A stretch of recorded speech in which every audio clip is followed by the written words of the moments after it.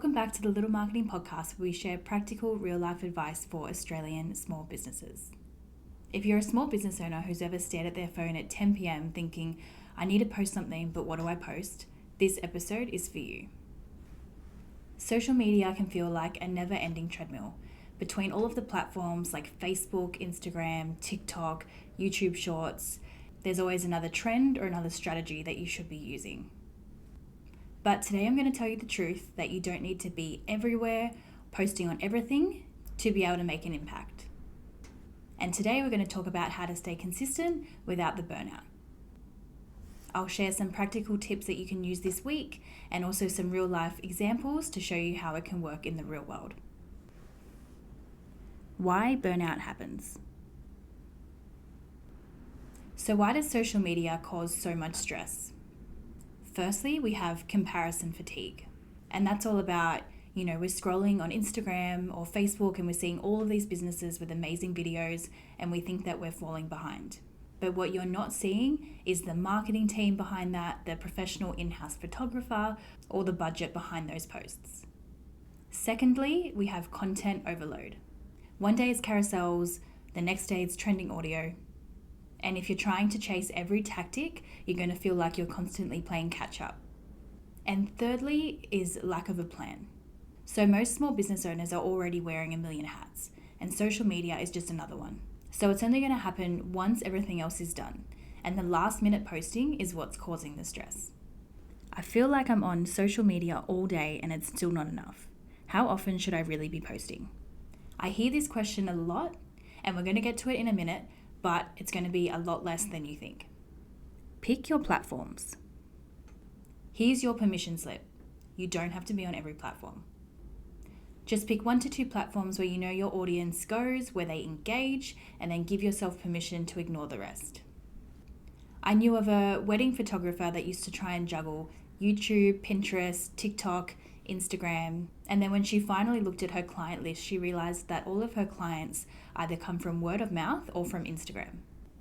And then to try and reduce her stress, she started to focus solely on Instagram, and then she realized that her bookings started to double, and then she could just focus on a platform that matters right now. If you're a B2B service, so say like an IT company, LinkedIn might be your sweet spot. Or if you're selling handmade candles to mums, Instagram or Pinterest is probably where you want to be.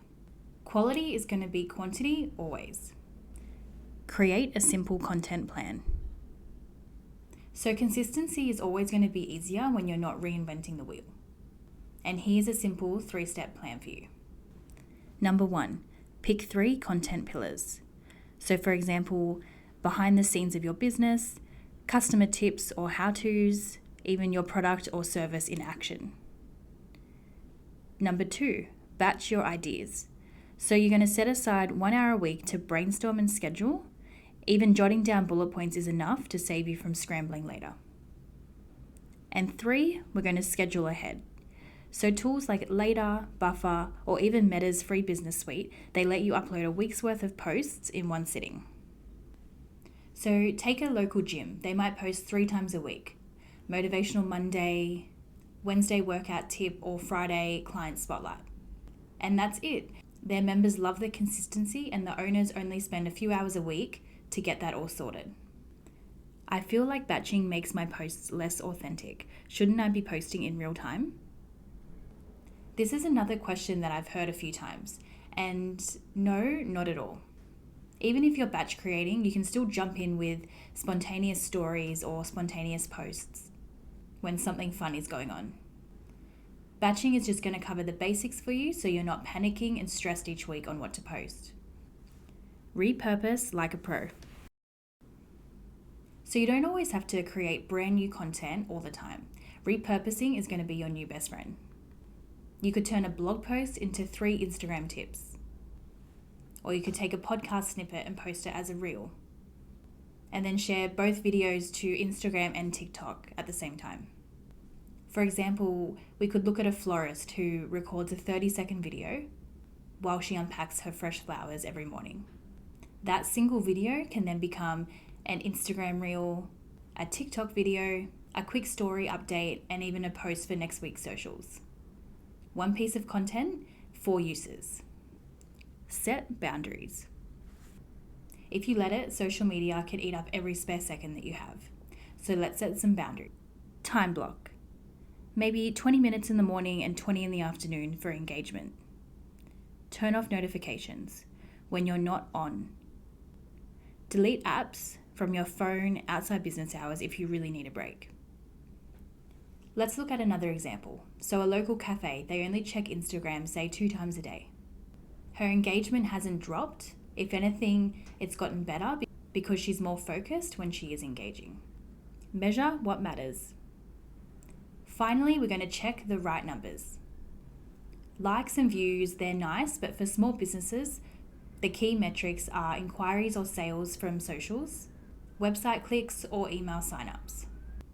So for example, one of your posts that has the least amount of likes could generate the most bookings or sales for your business. And it's a reminder to not chase vanity metrics, but chase results. Okay, so if we wrap today's episode up, we're going to focus on these things. So choosing 1 to 2 platforms where you know your audience goes and where they can engage with you. Pick 3 content pillars and start batch creating weekly. Repurpose as much content as you can. Set time limits to avoid scrolling and track real results, sales, inquiries, and signups. Consistency isn't about posting every day. It's about showing up regularly without draining yourself. So that's your roadmap to social media without the burnout. If you found today's episode helpful, please share it with another small business owner who might need help getting off the social media hamster wheel. And don't forget, you can listen to every episode on Spotify, Apple Podcasts, or YouTube. You can also follow us on socials or go to our website for more information at www.littlemarketing.com.au, or you can even send us an email at ask@ask.com.au. Please note that all the information provided on this podcast is general in nature and is not intended to be specific advice to your individual situation.